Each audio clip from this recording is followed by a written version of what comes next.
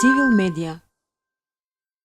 Мојот концепт бил и ќе остане Македонија за сите, во која никој нема да биде подстанар, а некој да биде газда, че буквално нема да има и не сме да има граѓани од втори или трет ред, не сме да има привилегирани заради припадност на една етничка заедница или на некоја религија или на политичка партија.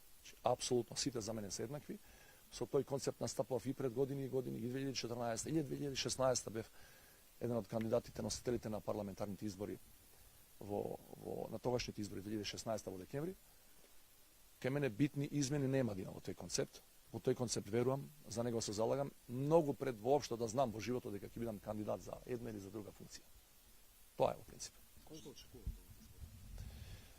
Па ова што и Сабајле на конгресот на СДСМ премиерот Заев го кажа, јас мислам дека прва и основна задача на овие избори не е кој ќе победи, него прва и основна задача е Македонија да покаже во очи на одлуката на Европскиот совет која очекуваме во јуни, дека може, дека е способна, дека има капацитет да спроведе кристално чисти демократски избори.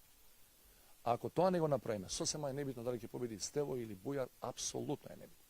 Значи ние мораме сите капацитети, комплетно сите институции и секој граѓанин со своја одговорност, но најмногу политичките лидери кои ќе учествуваат во оваа кампања страна на власт или страна на опозицијата да дадат се, бидејќи најважно е Македонија да оди напред.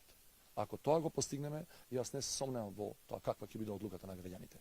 Али ова ви кажам и као директен кандидат, најважно е да направиме беспрекорни избори, не само да не дадеме повод на политичката опозиција да каже еве не сте способни тоа да го направите. Туку да покажеме на Брисел дека ние не случајно добивме покана за НАТО и за некој месец ќе станеме полноправна членка и дека со полно право очекуваме во јуни да добиеме датум за преговори со Европската унија. Civil Media.